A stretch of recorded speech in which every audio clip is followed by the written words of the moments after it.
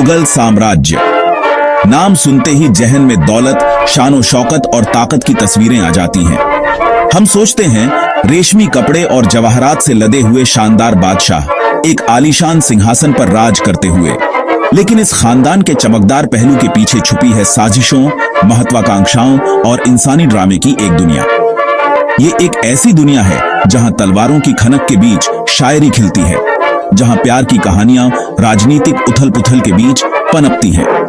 ये एक ऐसी दुनिया है जहां इंसानी दिल अपनी सारी जटिलताओं के साथ सबसे अहम है।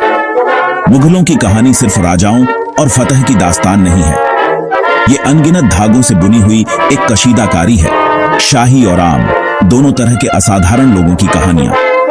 हम उन बादशाहों के जीवन में झांकेंगे जो आध्यात्मिक ज्ञान के भूखे थे, उन रानियों के बारे में जानेंगे जिनका बहुत प्रभाव था, और उन कलाकारों के बारे में भी जिन्होंने अपने जमाने को लाजवाब कलाकृतियों के जरिए अमर कर दिया।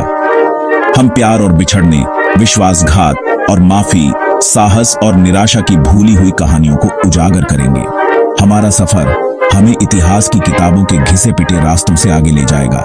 गुजरे जमाने की फुसफुसाहटों, अनकही कहानियों के लिए तैयार हो जाइए, जो मुगल साम्राज्य के असली रंग दिखाती हैं। मेरे साथ चलिए उस दौर में वापस, जहां तलवारों की टकराहट सितार की धुनों में मिल जाती है और हवा में चमेली की खुशबू महसूस होती है। ये मुगल साम्राज्य है जैसा आपने पहले कभी नहीं देखा। अकबर मुगल बादशाहों में सबसे महान विरोधाभासों का एक उदाहरण था।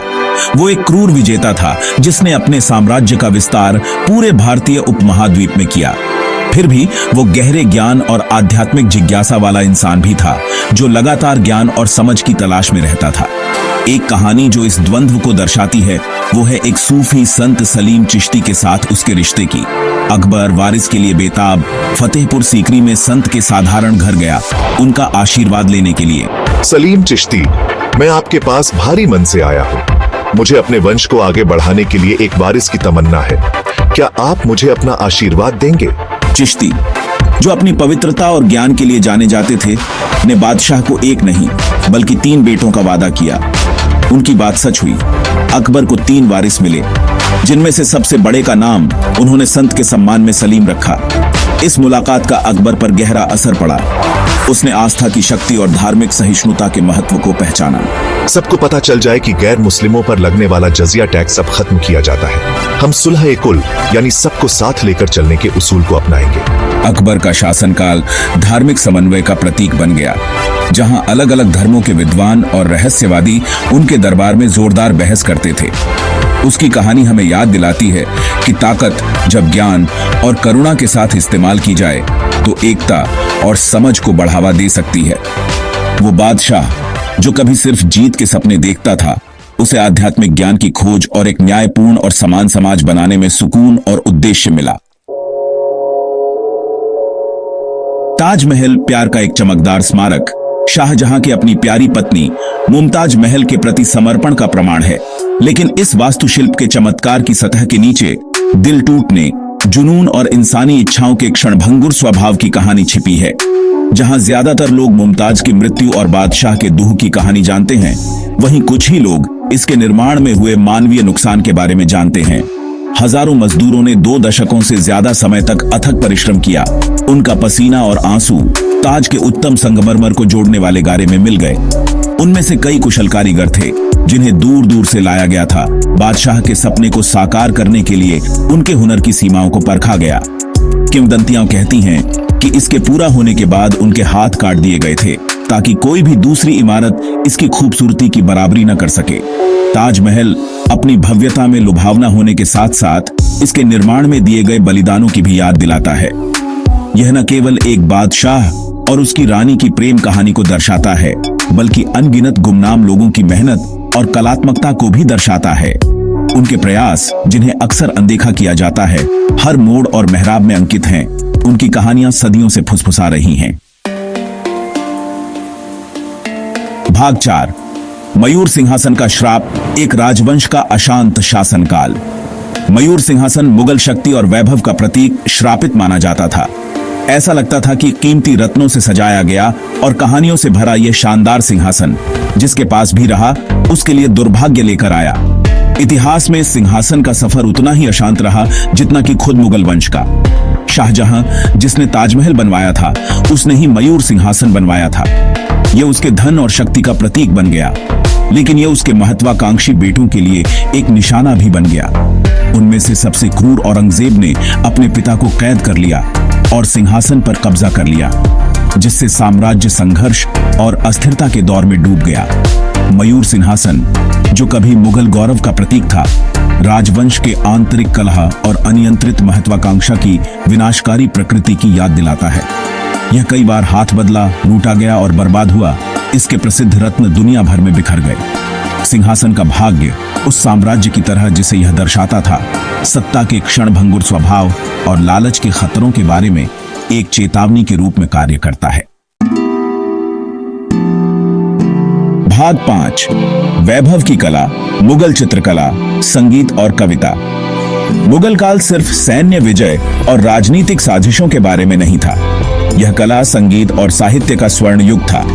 एक ऐसा दौर जब कलात्मक अभिव्यक्ति समझदार बादशाहों के संरक्षण में फली फूली। मुगल चित्रकला, जो अपने जटिल विवरण और जीवंत रंगों के लिए जानी जाती है, शासक वर्ग के वैभवशाली जीवन और उस युग के रोजमर्रा के दृश्यों की झलक देती है। मुगल कला का सबसे खास पहलू फारसी, भारतीय और यूरोपीय शैलियों का मेल है।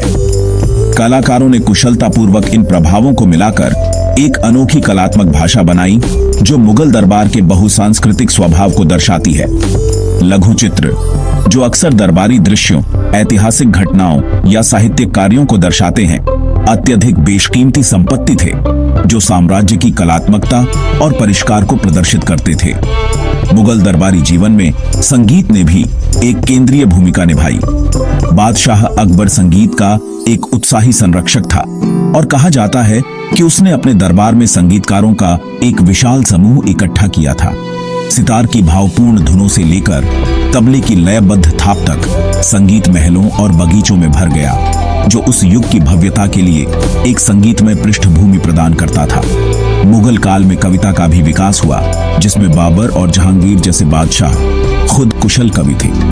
उर्दू भाषा उनके शासन काल में फली फूली भावनाओं और विचारों की एक विस्तृत श्रृंखला को व्यक्त करने का माध्यम बन गई। रोमांटिक गजलों से लेकर राजवंश की उपलब्धियों का जश्न मनाने वाली महाकाव्य कविताओं तक, मुगल साहित्य इस जीवंत काल के दौरान रहने वालों के दिलों और दिमागों में एक आकर्षक झलक प्रदान करता है। भाग 6, स्वर्ग के बगीचे, मुगल वास्तुकला और उसकी विरासत। मुगल सिर्फ विजेता नहीं थे, वे निर्माता थे जिन्होंने भारत के स्थापत्य परिदृश्य पर एक अमिट छाप छोड़ी। बगीचे अपनी जटिल जल विशेषताओं, सुगंधित फूलों और ज्यामितीय लेआउट के साथ मुगल वास्तुकला का एक अभिन्न अंग थे, जो पृथ्वी पर स्वर्ग के एक सूक्ष्म जगत का प्रतिनिधित्व करते थे। मुगल उद्यान डिजाइन के बेहतरीन उदाहरणों में से एक श्रीनगर, कश्मीर में शालीमार बाग है। बादशाह जहांगीर द्वारा अपनी प्यारी पत्नी नूरजहां के लिए बनाया गया यह बगीचा मुगलों के प्रकृति प्रेम और सांसारिक स्वर्ग बनाने की उनकी इच्छा का प्रमाण है। विभिन्न स्तरों पर बनाया गया यह बगीचा बहते पानी, खिले फूलों और राजसी चिनार के पेड़ों का एक संगम है। बगीचों के लिए मुगलों का जुनून कश्मीर से आगे तक फैला हुआ था। दिल्ली का लाल किला, जो शाहजहां द्वारा बनाया गया शहर है, कभी उत्तम बगीचों का घर था जो शहर के जीवन की गर्मी और हलचल से राहत प्रदान करते थे।